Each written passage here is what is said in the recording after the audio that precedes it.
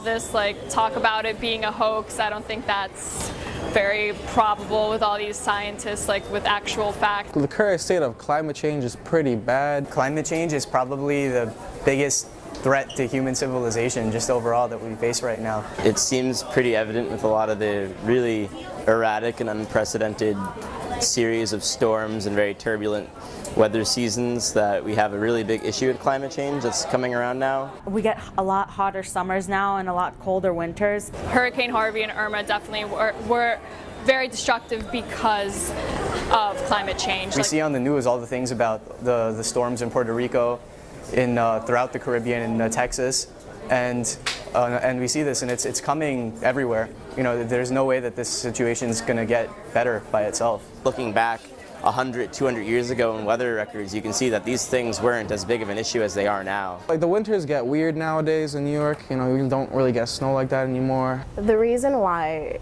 Donald Trump doesn't believe climate change exists is because he's devoted his whole career on working on the backs of other people.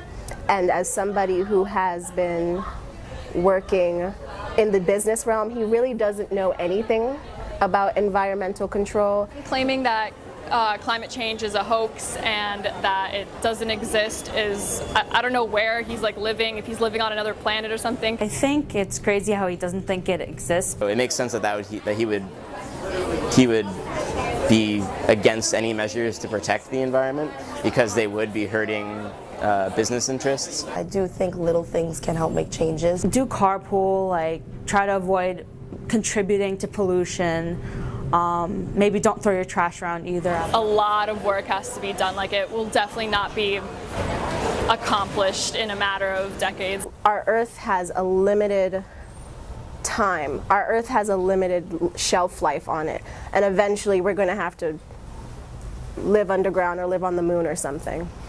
At the end of the day, if we all actively do this, it'll help for a brighter future. So we don't have all these hurricanes wiping out islands.